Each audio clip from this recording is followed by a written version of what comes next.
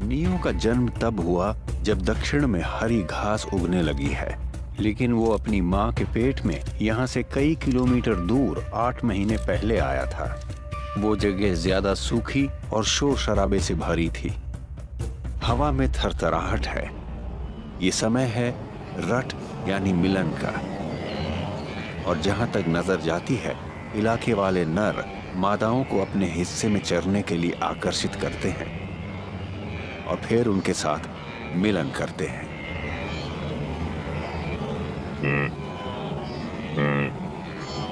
नरों को पहचानना आसान है।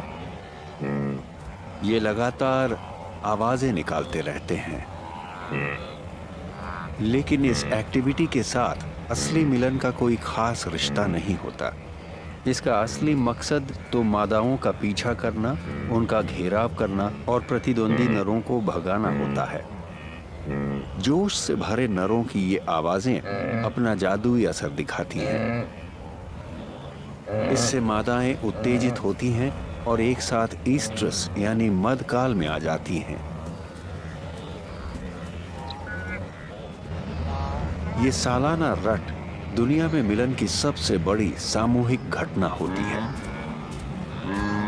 नियो की मां के साथ साथ 3 हफ्ते के इसी दौर में 5 लाख मादाएं गर्भ धारण करती हैं।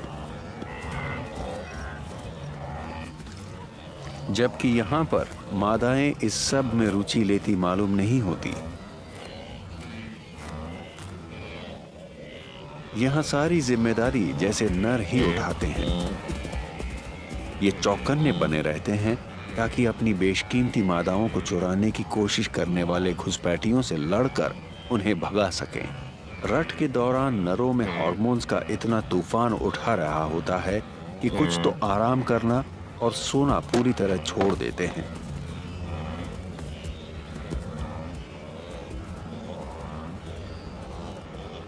जब कोई मादा हीट में होती है तो कोई नर सूंघ कर पता लगा लेता है और नम नाक की बदौलत अलग अलग गंधों को छांटने की उसकी खूबी और बेहतर हो जाती है। ये अपने होठों को एक फ्लैमन पोजीशन में मोड़ता भी है ताकि हवा का खास सेंट ऑर्गन तक पहुंच सके जो सेक्स फेरोमोन्स का पता लगाती है।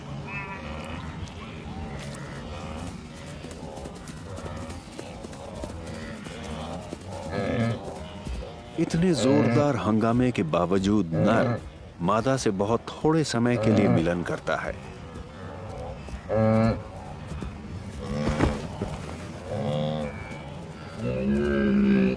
ऐसा शायद इसलिए क्योंकि ये काम अक्सर चलते चलते ही किया जाता है। जब मादाएं नहीं रुकती या अपनी रफ्तार धीमी नहीं करती तो बेचारे नरों को जैसे तैसे अपना काम निपटाना पड़ता है। जोश बेशक नरों में होता है, लेकिन असली ताकत मादाओं के पास होती है। तो कामयाबी पूरी तरह से मादाओं के रुकने की इच्छा पर निर्भर करती है।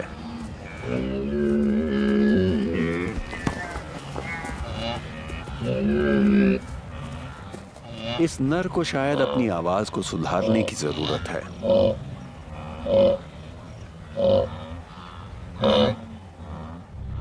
मिलन का इनका ये सुरीला रिचुअल काम कर जाता है। इसकी कामयाबी का सबूत जबरदस्त रूप में दिखता है। 8 महीने बाद एकदम सटीक तरीके से नियो के साथ लगभग 2.5 लाख बच्चे मैदानों पर नजर आने लगते हैं, जिनका रंग बादामी होता है।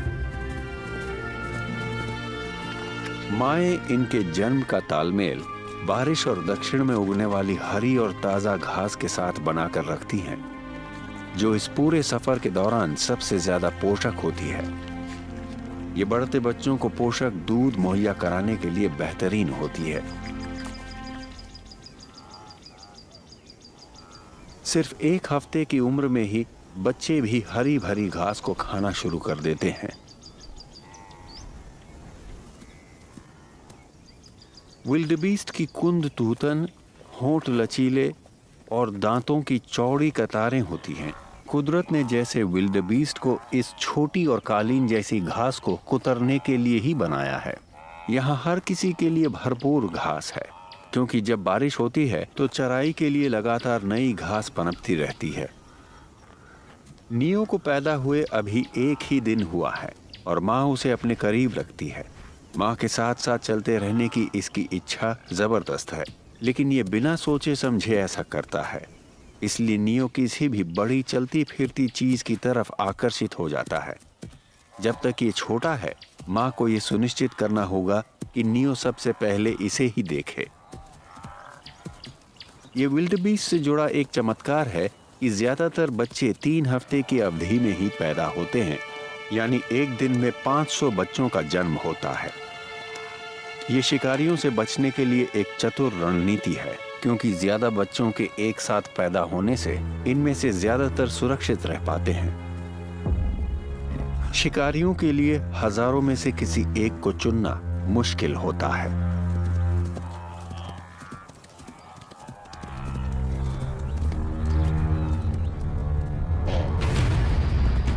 लेकिन ये नामुमकिन नहीं होता।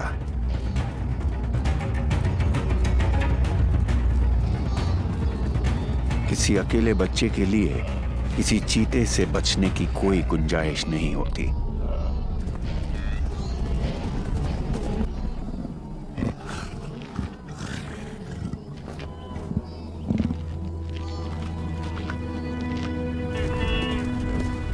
माँ और झुंड से अलग होना मौत की सजा जैसा है, और ये नियो के लिए एक मुश्किल लेकिन अहम सबक है।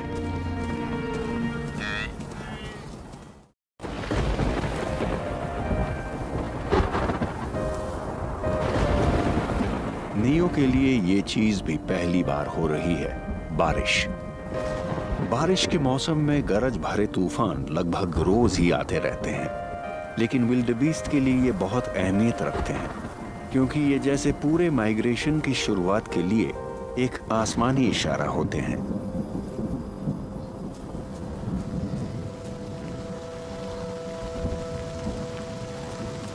भीगना एक अजीब सा एहसास होता है, लेकिन बारिश की बूंदों का स्वाद है तो बढ़िया।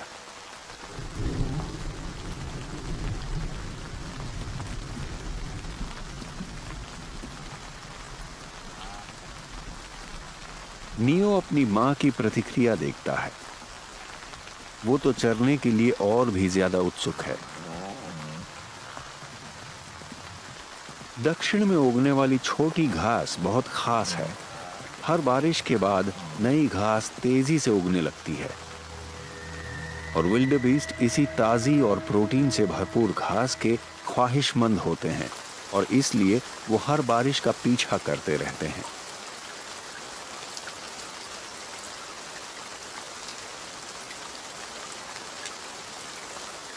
विल्डबीस्ट खुद भी घास के इस बढ़ने से जुड़ा एक अहम हिस्सा है। इनकी जबरदस्त चराई के कारण घास की बढ़वार और तेज होती है। घास को कुचलने और मल के जरिए खाद जमा करते जाने से ये अपने हैबिटेट को रचते भी हैं और उसे अनुकूल भी बनाए रखते हैं। लेकिन इस फूड फैक्ट्री में बारिश की बड़ी अहमियत है। पानी न हो तो दक्षिण में उगने वाली इस उथली घास की अस्थिर फितरत सामने आती है।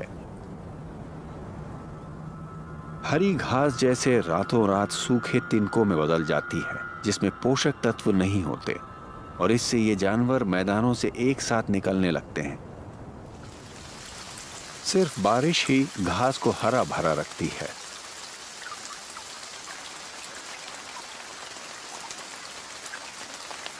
जब जिंदगी में आसानी का दौर होता है तो झुंड इसका पूरा फायदा उठाता है।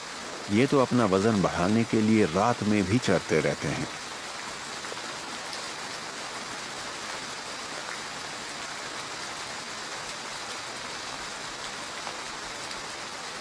नियो घास के लिहाज से तो छोटा है, लेकिन अपनी छतरी के हिसाब से एकदम फिट है।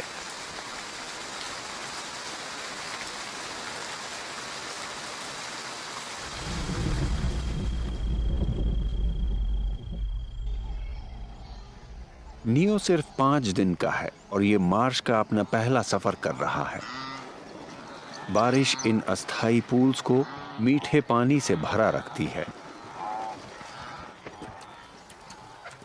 पानी का ये भंडार मैदानों के करीब है और इन प्यासे झुंडों के लिए बड़ा सुविधाजनक है।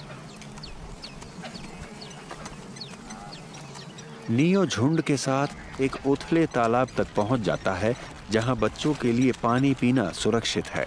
ये जगह खुली है और यहाँ माएँ अपनी तरफ बढ़ते खतरे को देख पाती हैं। वयस्क ज्यादा गहरे पानी में उतर सकते हैं।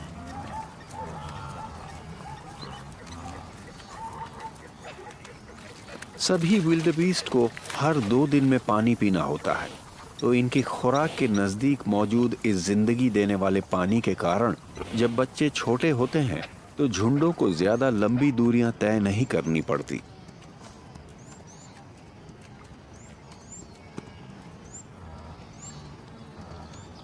इन 5 दिनों के दौरान नियो काफी बदल गया है। अब उसमें काफी आत्मविश्वास और उत्सुकता है। इसमें बच्चे वाला जोश है, तो ये अपनी टांगों का इम्तिहान लेने के लिए बेताब है।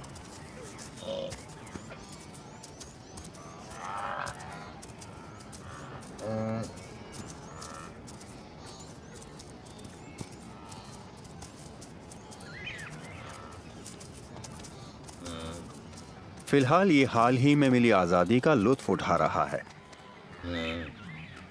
जब तक कि इसकी मां को इस बात से कोई परेशानी न हो। यहाँ हजारों विल्डबीस्ट प्यासे हैं, लेकिन जगह कम है, तो जब विल्डबीस्ट का एक झुंड आगे बढ़ता है तो दूसरा उसकी जगह लेने आ पहुंचता है।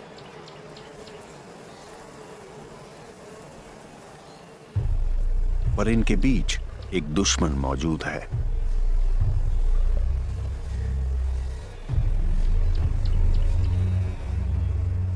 शेरनी लंबी घास में छिपी हुई है और ये झुंड के नजदीक ही बैठ जाती है।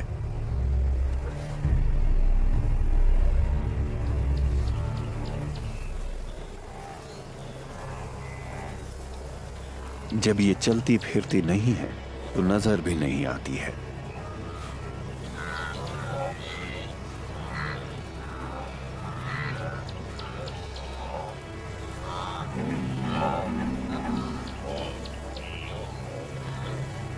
इसे एक आसान शिकार चाहिए। कोई वयस्क विल्डबीस्ट इससे भी ज्यादा भारी होता है और वो अपनी सींगों से इसे जख्मी कर सकता है, यहां तक कि मार भी सकता है। ऐसे में बच्चा सबसे सुरक्षित रहेगा, क्योंकि अपनी मां के करीब होने के कारण उसे देख पाना मुश्किल होता है।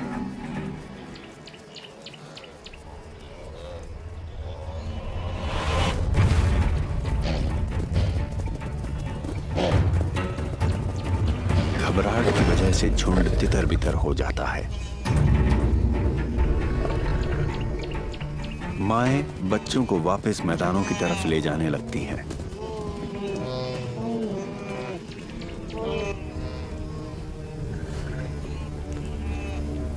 शेरनी अपने शिकार में कोई दिलचस्पी नहीं दिखा रही है, क्योंकि उसे नियो में एक और मौका दिखाई देता है। ये बाकी विल्डबीस्ट के साथ नहीं चला और ये इतना छोटा है कि इसे नहीं मालूम कि ये खतरे में है, और शेरनी को यही तो चाहिए।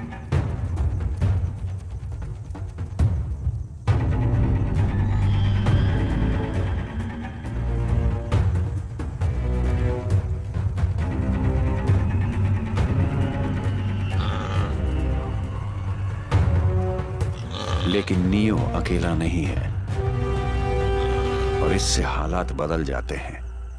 मां दुश्मन से इसे भी बचाएगी और खुद को भी।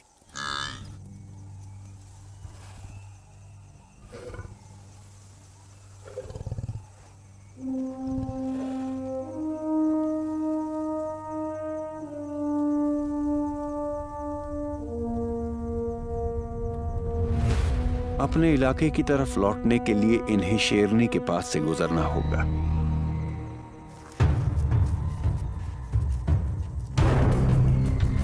लेकिन अब नियो तैयार है।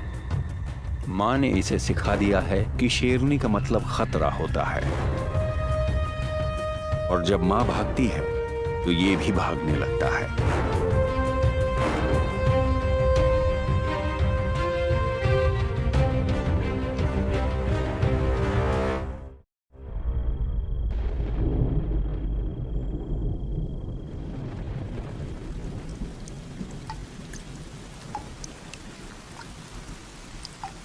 जब विल्डबीस्ट के बच्चे अपनी माँओं के करीब खड़े होते हैं तो आसानी से ये समझ आ जाता है कि सवाना की दाढ़ी जैसे बालों वाली ये मादाएं इतनी कीमती क्यों होती हैं।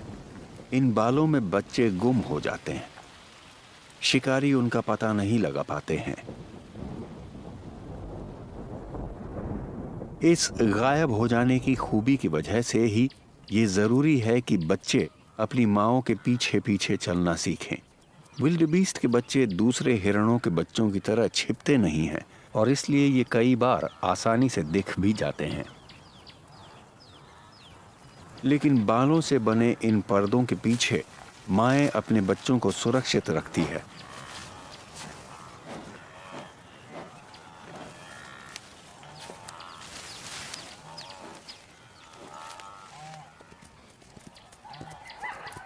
नियो और माँ फॉलो करने की इन महारतों का अभ्यास करते रहते हैं। इसमें काफी सुधार आया है। ये माँ की रफ्तार से तालमेल बनाकर उससे एक दूरी कायम रखते हुए दौड़ता रहता है और उसके साथ ही रुकता भी है।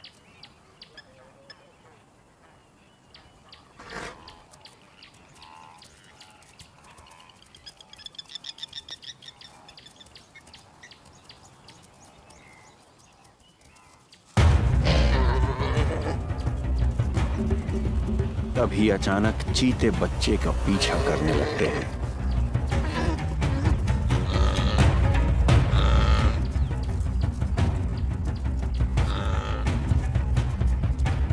लेकिन मां हमला कर देती है और जैसे ही पहला चीता नियो को चेज करता है, ये भी फौरन उसका पीछा करने लगती है। दूसरी बार ऐसा लगता है जैसे अब इस बच्चे का खेल खत्म हो जाएगा। लेकिन 150 किलोग्राम वजनी मां का गुस्सा पासा पलट देता है।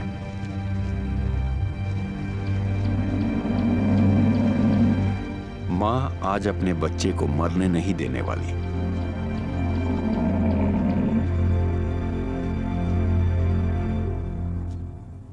और अब नियो जानता है कि उसे क्या करना है।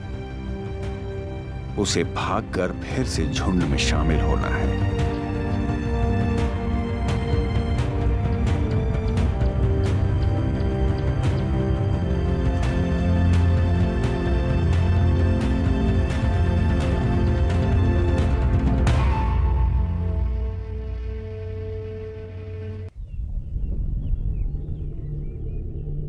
बचपन हमेशा कायम नहीं रहता।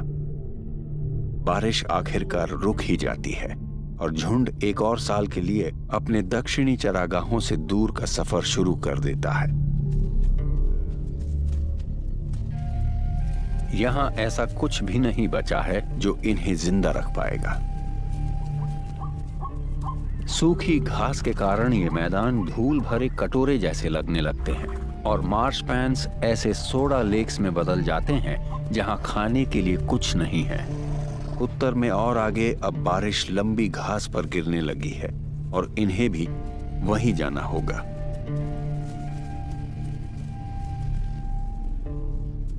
मादाओं को इस बदलाव का अंदाजा था और कई महीने मैदानों में बिताने के बाद वो और उनके बच्चे इस सफर के लिए तैयार हो चुके हैं।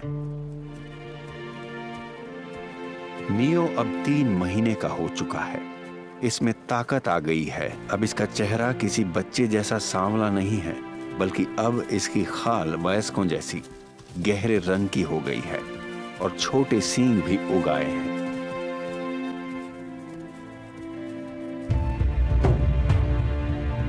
और अब ये सभी चल पड़े।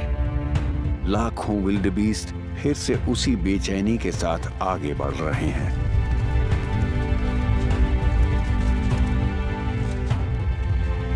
अब इनके शरीर की अजीबोगरीब आकार की वजह समझ आने लगती है। उनके शरीर का अगला हिस्सा भारी है, जिसकी वजह से ये दिन ब दिन आसान छलांगों के जरिए इतनी लंबी लंबी दूरियां तय करते रहते हैं। सांड जैसी गर्दन और ऊंचे कंधे दिखने में बेशक खूबसूरत न हो, लेकिन विल्डबीस्ट के धीरज के लिए ये बहुत अहमियत रखते हैं।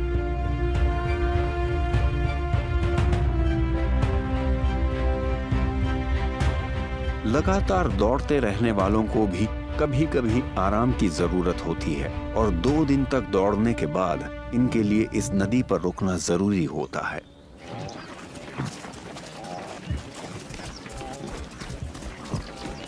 पहली नदी को पार करते वक्त इनमें हमेशा काफी जोश व खरोश देखने को मिलता है। पानी से इन्हें गर्मी, शरीर की धूल मिट्टी और परेशान करने वाली मक्खियों से छुटकारा मिलता है और सबसे बड़ी बात, पीने को पानी भी।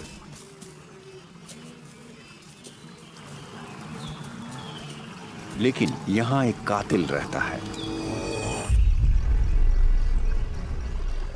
ये विल्डेबीस्ट के सभी दुश्मनों में से सबसे ज्यादा डरावना है क्योंकि इसके पास छिपने की काबिलियत है।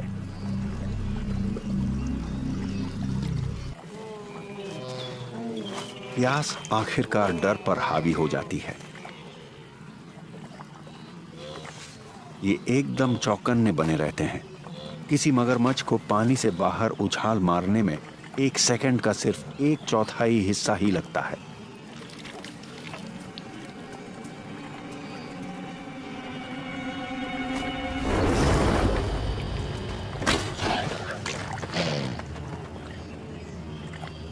ये किस्मत वाले हैं। ये सिर्फ किनारे का हाल देखने आया था। सिर्फ पानी पीने के लिए मौत को गले लगाना एक महंगा सौदा है।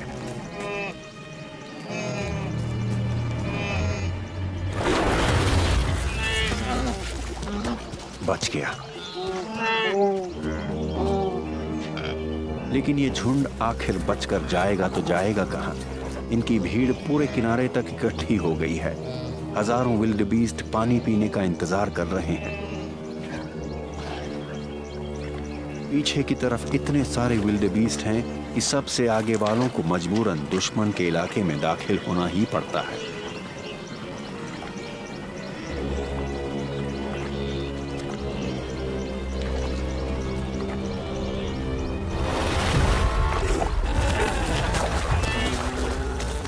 तीसरी कोशिश घातक साबित होती है।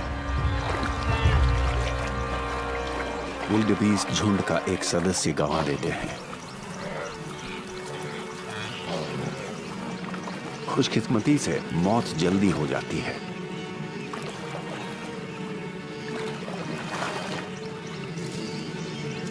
लेकिन इस बेदर्द हमले की वजह से झुंड हरकत में आ जाता है। प्राथमिकता बदल जाती है। दुश्मन का ध्यान भटका हुआ है तो ये नदी को पार करने का बेहतरीन समय है। ये पानी पीने के लिए बाद में फिर कभी लौटेंगे। एक सदस्य की कुर्बानी से नदी पार करने का रास्ता सुरक्षित हो जाता है। नियो इंतजार नहीं कर सकता। ये जगह उस मैदान से एकदम अलग तरह की है जिसकी इसे आदत है। लहरों की वजह से सांस लेना मुश्किल हो जाता है।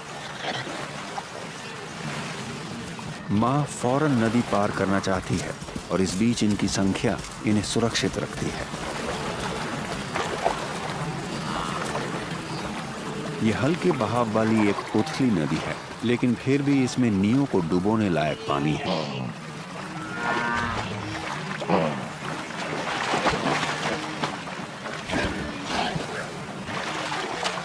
अपने झुंड के साथियों की ऊर्जा से नियो में भी जोश आ जाता है और नदी पार करने की इसकी पहली कोशिश कामयाब रहती है।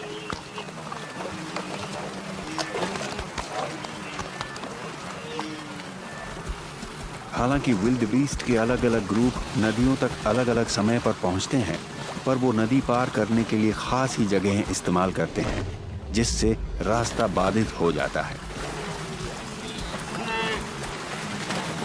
ये नदी के एक संकरे हिस्से को चुनकर ज्यादा से ज्यादा तेजी से उसे पार करते हैं ताकि पानी में कम से कम समय रहें। एक कसी हुई फॉर्मेशन से भी पानी में वही फायदा मिलता है। इससे किसी शिकारी के लिए एक सदस्य को बाकी झुंड से अलग कर पाना मुश्किल हो जाता है। पूरी सुबह यही सिलसिला चलता रहता है, लेकिन माँ और नियो का झुंड बिना किसी और हादसे के नदी को पार कर लेता है।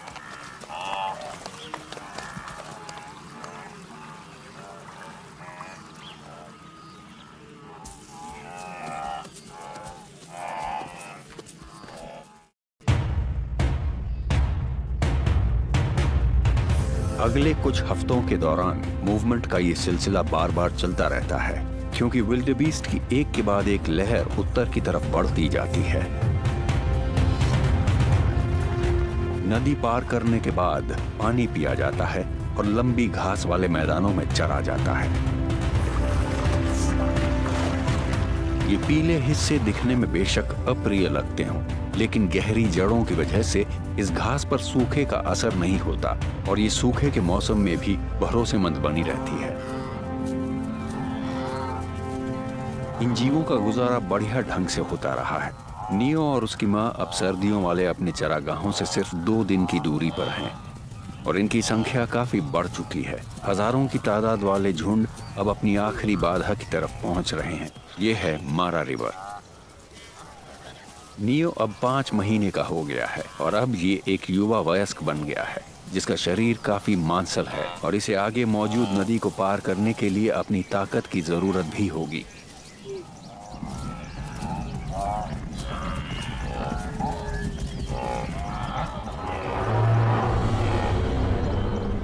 और जहां झुंड इकट्ठे होते हैं, वहां शिकारी इंतजार कर रहे होते हैं।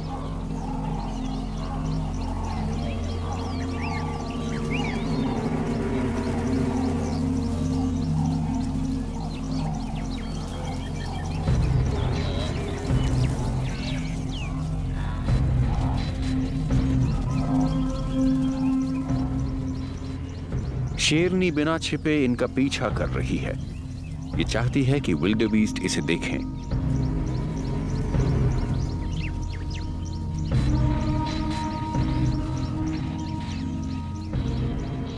इसके लिए ये एक बड़ा नुकसान है। झुंड वापस लौट रहे हैं। घात लगाकर हमला करने के लिहाज से काफी देर हो चुकी है। तो अब एक कम आक्रामक तरीके की मदद लेनी होगी।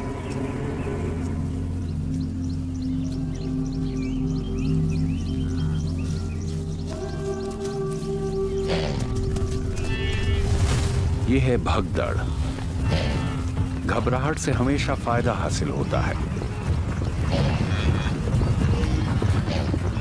एक मादा झुंड से अलग होकर भागती है और ये गलती जानलेवा है। बाकी का झुंड इकट्ठा हो जाता है। ये इस मादा की मदद नहीं कर सकते, लेकिन अगर ये एकजुट रहते हैं तो नुकसान को सीमित कर सकते हैं।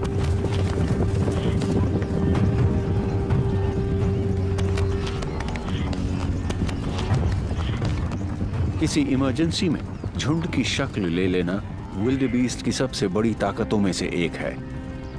फिर भी हादसे होते हैं। जिंदगी पलक झपकते बदल जाती है और अचानक ही संकट खड़ा हो जाता है।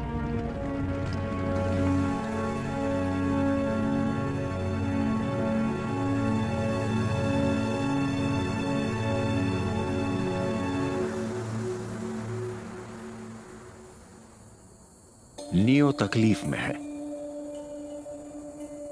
आगे बढ़ना मुश्किल है।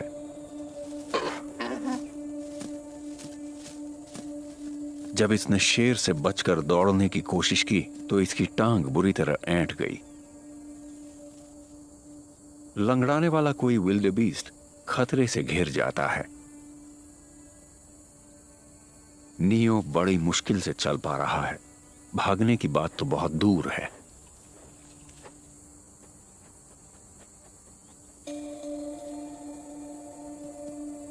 मां को एक मुश्किल फैसला करना है। वो नियो के साथ रहे या झुंड के साथ।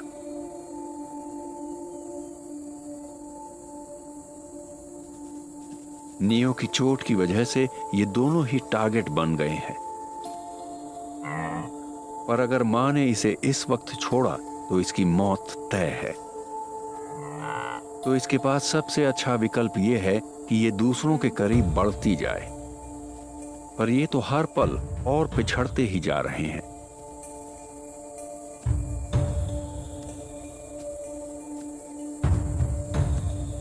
अगर नियो आराम करके कुछ बेहतर हो जाए तो बात बन सकती है, पर इसके लिए इन्हें रात अकेले ही गुजारनी होगी।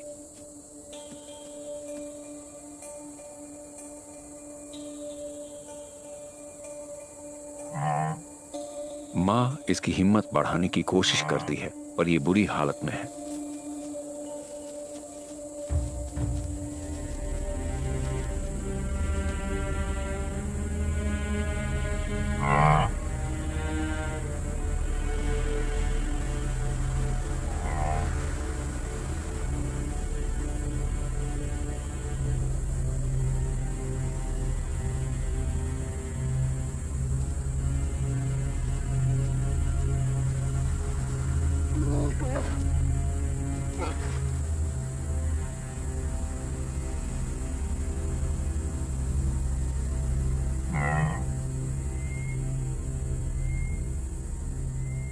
माँ फैसला कर लेती है, ये अपने बेटे को नहीं छोड़ेगी।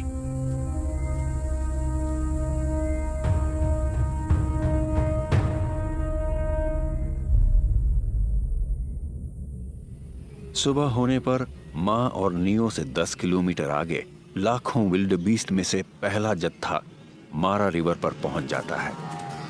सभी को नदी पार करने में कई दिन लग जाते हैं। मारा एक अनोखी चुनौती है। गहरा पानी और तीखे किनारे इसे बाकी नदियों से अलग बनाते हैं, तो झुंड इकट्ठे होकर अपनी संख्या और विश्वास को बढ़ाते जाते हैं।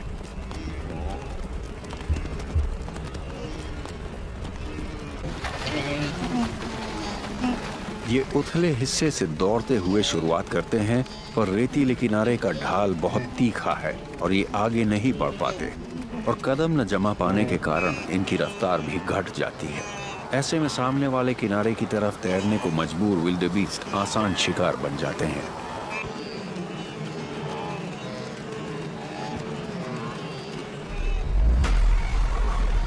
इन महाकाय जीवों को छिपने की जरूरत नहीं होती, ये किसी को भी अपना शिकार बना सकते हैं। पानी तो इनका इलाका है।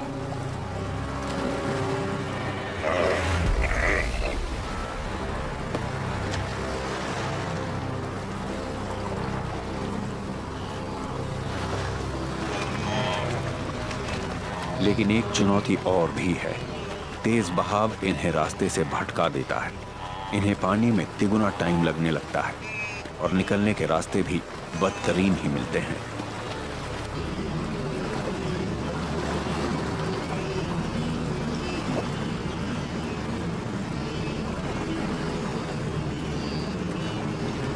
घबराहट की वजह से ये बिना सोचे आगे बढ़ते जाते हैं।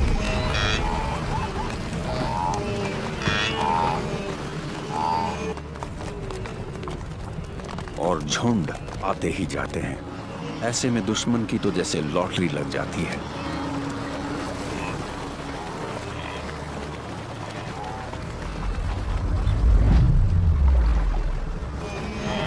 विल्डबीस्ट की ये जिद इनके लिए मददगार भी होती है और नुकसानदेह भी।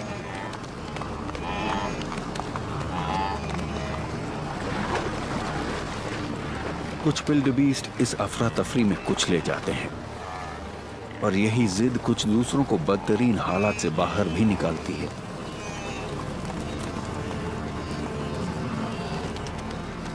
मुश्किल के बावजूद ज्यादातर नदी के पार पहुंच जाते हैं।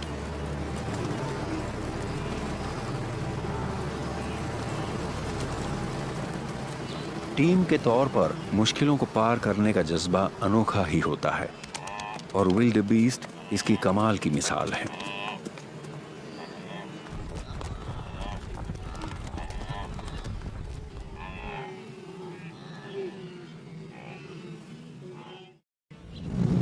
आठ किलोमीटर पीछे इस हंगामे से दूर नियो आगे बढ़ रहा है।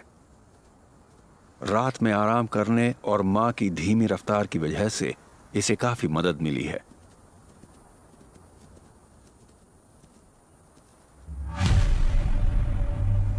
लेकिन किसी ने यह देख लिया है कि यह अलग थलग है, और नियो के लंगड़ाने से उसे यह इशारा मिल गया है कि हमला किया जा सकता है।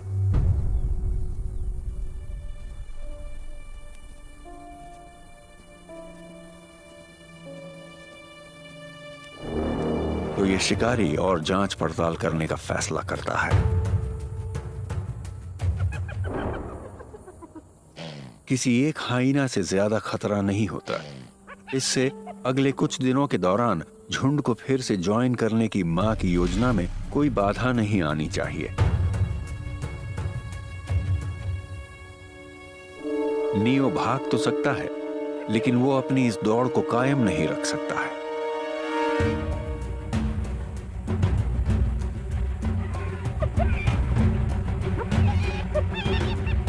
मां इस बात को साफ कर देती है कि उसे आसपास ऐसा कोई शिकारी नहीं चाहिए।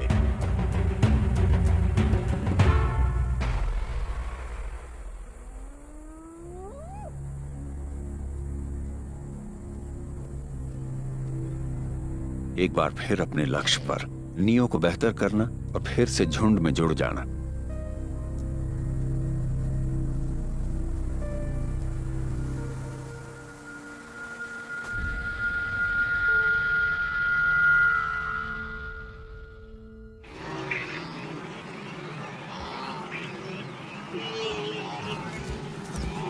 इस काम में 3 दिन लगते हैं, लेकिन माँ और नियो आखिरकार विल्डेबीस्ट के उस आखिरी जत्थे को ज्वाइन कर लेते हैं जो मारा नदी को पार करने का इंतजार कर रहा है। इन दोनों की प्यास की वजह से हालत खराब है, तो माँ पहले पानी की तरफ बढ़ती है।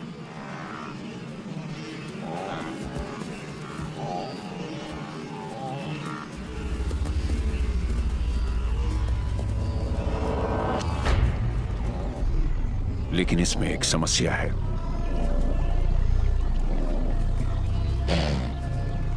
फिलहाल पानी पीना या नदी को पार करना बहुत खतरनाक है और माँ दूसरों को चेतावनी देती है।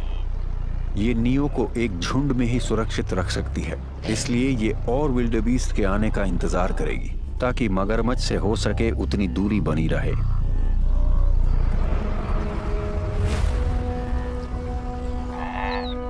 लेकिन नियो बेचैन हो रहा है, प्यास से उसका मुंह सूख रहा है, तो माँ झुंड को उसके इर्द गिर्द इकट्ठा कर लेती है ताकि वो पानी पी सके।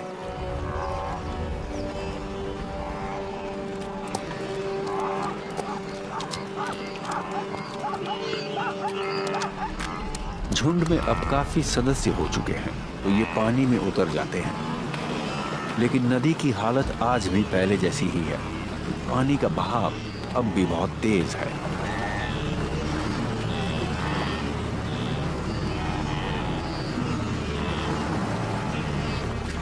नियो की टांग पूरी तरह ठीक नहीं हुई है, तो इसे साथ बने रहने के लिए जूझना पड़ता है। ये एक त्रासदी ही कही जाएगी कि नदी के इतने संकरे हिस्से को पार करने के लिए भी इतना जूझना पड़ रहा है। कुदरत ने विल्डेबीस्ट को भेड़ों की तरह एक दूसरे के पीछे चलने के हिसाब से बनाया है, तो आज के झुंडों को भी उन्हीं कमजोरियों का सामना करना पड़ रहा है। पानी से बाहर निकलने की जगहों पर अफरा तफरी मची हुई है। जाने के लिए कहीं जगह तो है नहीं, इसलिए विल्डेबीस्ट एक दूसरे के ऊपर ही चढ़ने लगते हैं और रास्ते को बाधित करने वाले साथियों को घायल कर देते हैं। फिर भी ये आगे बढ़ते जाते हैं। इनकी जिद इन्हें आगे की ओर धकेलती रहती है।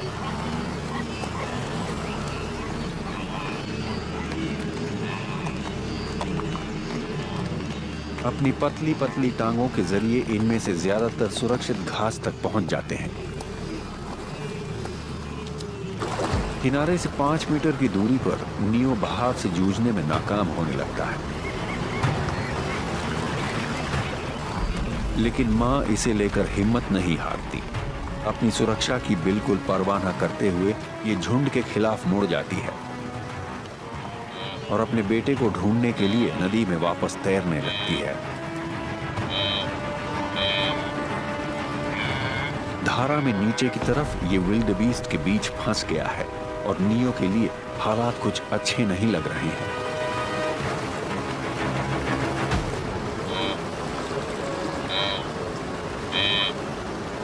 माँ की बहादुरी की तरफ किसी का ध्यान नहीं जाता। इसके चारों तरफ हर विल्डेबीस्ट जिंदा रहने की अपनी ही जद्दोजहद में उलझा हुआ है।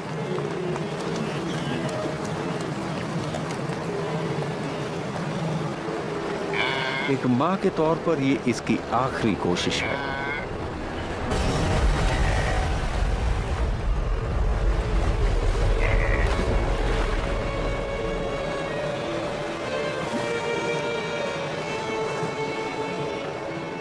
कुदरत के इस खेल में एक और जिंदगी की बलि चढ़ जाती है और ये सिर्फ एक आंकड़ा बन जाती है।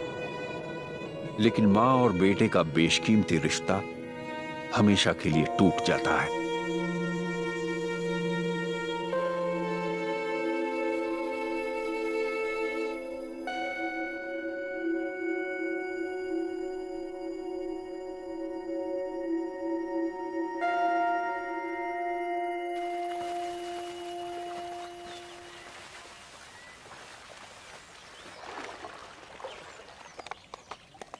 और जिंदगी चलती रहती है। ये आगे बढ़ते रहते हैं क्योंकि इसके अलावा ये और कुछ जानते नहीं। आखिरकार सबसे पीछे वाले भी नदी के पार हो जाते हैं।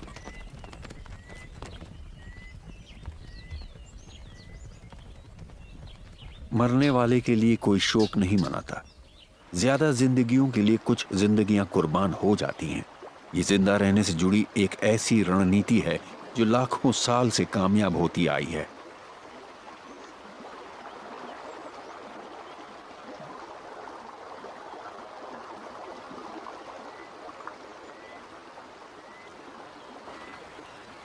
इस साल के पिंजरों को नदी में छोड़ ये आगे बढ़ने लगते हैं।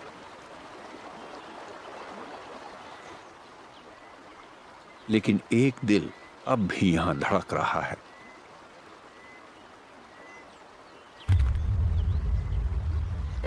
नियो के डीएनए में दृढ़ता नक्श है।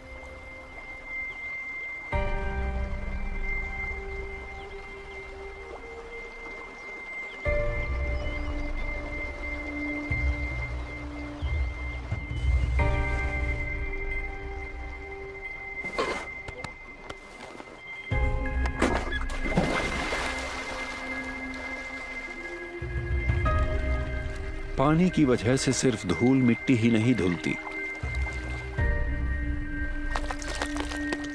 ये इसके लिए एक नई शुरुआत है और इसका ध्यान अपनी मां को ढूंढने पर है।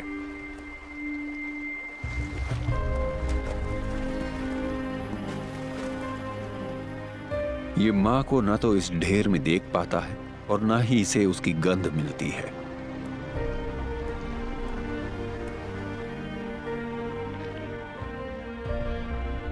नाक को इस तरह चाटने से कुछ नहीं बदलने वाला। ये फिर कभी दोबारा अपनी मां को सूंघ नहीं पाएगा।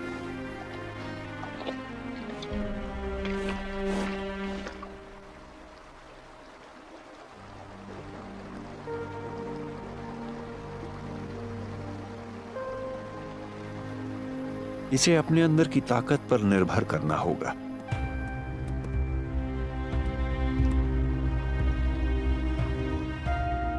मां के सबकों ने इसे खतरे से बचाए रखा और इसे आगे बढ़ते रहना भी सिखाया। उसने अपना काम बखूबी किया। मां की संकल्प शक्ति और हिम्मत उसके बेटे में साफ झलक रही है।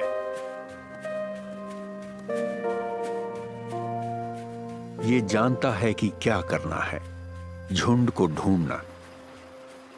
ये अपनी मां के दिए सबक भूलेगा नहीं।